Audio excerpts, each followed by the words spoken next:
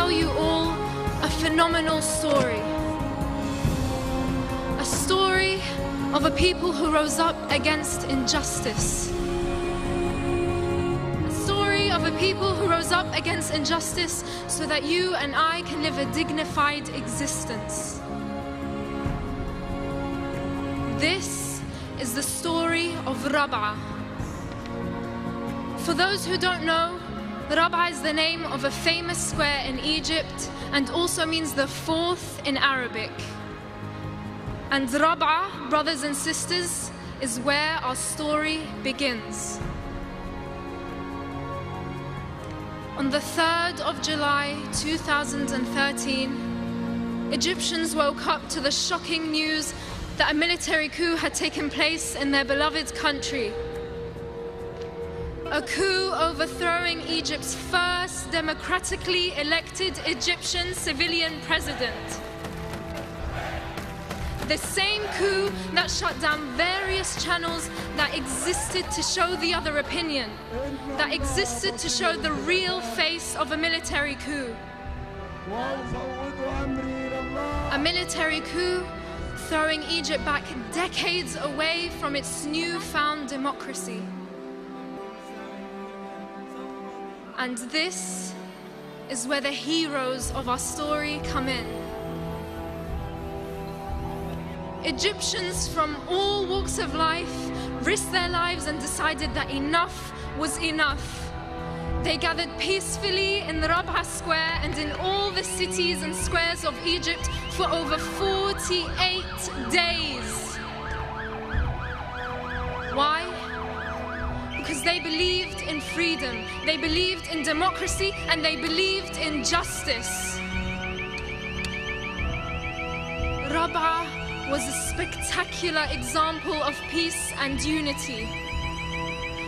I want you to imagine doctors, sheikhs, students, women, men and children just like you and I protesting every day under the blistering Egyptian sun.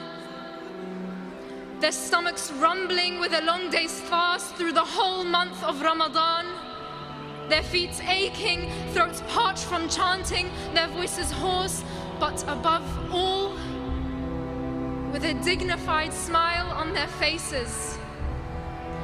Because they were standing up for the truth. Because they believed in a better tomorrow.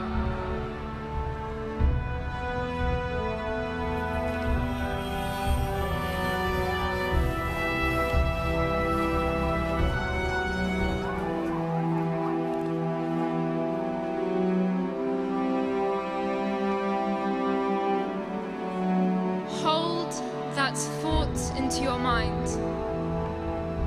Remember the children's faces smiling as they're holding up placards saying, "Remember me."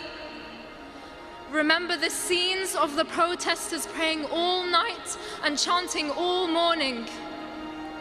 Keep that image of Rab'a in your minds as I move you on to another fateful date. The 14th of August 2013. Here, our story takes a sharp and distressing turn. That day, Egypt witnessed the worst state-led massacre in its history. We're talking about women, men, and children being killed in cold blood. We're talking about over 2,600 people being killed for no charge and no crime, except that they dared come out and call for freedom and democracy in their own country. It was a day that marked the complete massacre and annihilation of any form of freedom and democracy in Egypt and any of its supporters. It was a day where bodies, tents, makeshift hospitals, and even the local mosque were burnt and torched down. It was a day where bulldozers closed off exits of Rabaa and all the cities and squares of Egypt. It was a day where the military forces and the police fired tear gas and live bullets into the crowd, not sparing anyone, young or old, woman or man.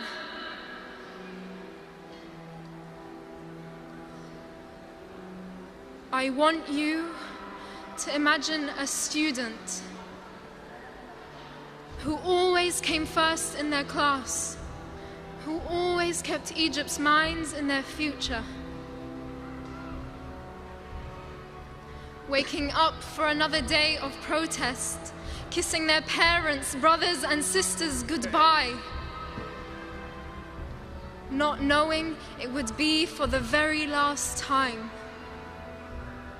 I want you to remember a man named Ahmed Asim, a man who came to convey and portray the truth through the lens of his camera. The camera that filmed his own death. I want you to feel the despair his family had felt, to replay and replay and replay his last video, wondering and asking why and what he'd done to be killed. I want you to feel the pain of the oldest grandfather who slept on Egypt's tarmac and used the pavement as his pillow, standing up to protest. Why? Because he wouldn't let his children and grandchildren live through the 60 years of oppression, humiliation, and injustice he had to live through. I want you to know of the mother who came to protest together with her 17-year-old daughter.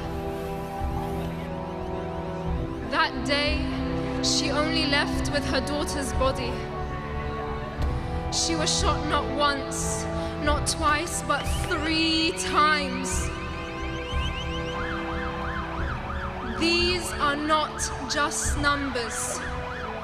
We are not just numbers.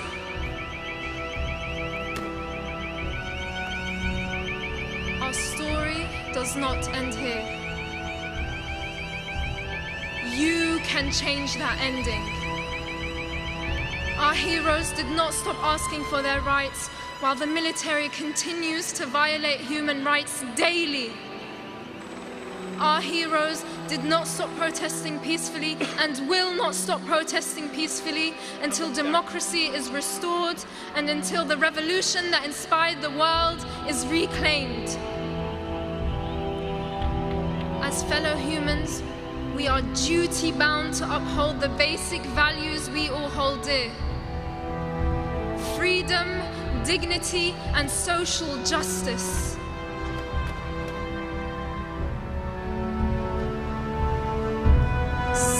I urge you to write to your local MPs, attend demonstrations, and raise awareness in your schools and universities. Speaking out for truth and justice is not a choice. It is an obligation and a responsibility amongst each and every one of us. Because today here at GPU and the rest of the world, we are all Rabaa. Thank you.